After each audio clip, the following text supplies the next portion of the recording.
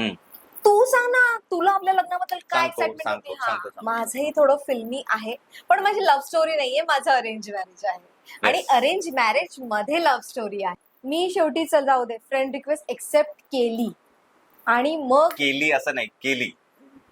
केली आपली केली. ड्रेस तरी आठवतं का मी काय घातला होता? White colour.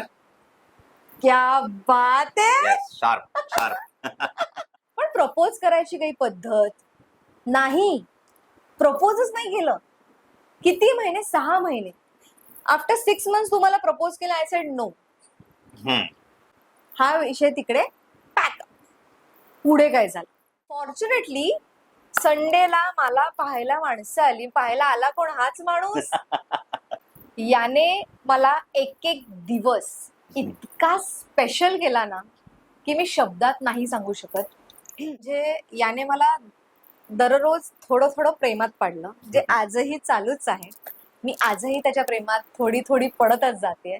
पण हा याच्यापेक्षा कमाल कोणी माहितीये घरामध्ये? माझे सासरे. ते जेनझी आहेत. जेनझी. पप्पा म्हणले अरे का नाही तुम्ही लिव्हिंग मध्ये का नाही राहत? तर मी ही लगेच गोष्ट हिला सांगितलं. ती म्हणते शर्टाच्या तुटलेल्या बटनापासून आयुष्यात तुटलेल्या आत्मविश्वासापर्यंत जो साथ देतो ती बायको. लग्न ठरलं त्याच्यानंतर मला सगळ्यांना तू एवढी शांत कशी झाली? मेन रिझन होतं, त्याचं कारण होता हा के बाबा. के बाबा जिंदाबाद.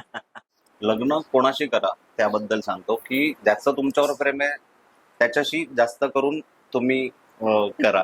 ज्याच्यावर असं नका करू की तुमचं ज्याच्यावर प्रेम आहे त्याच्याशी जास्त न करता ज्याच्यावरती तुमचं प्रेम आहे त्याच्याशी करा.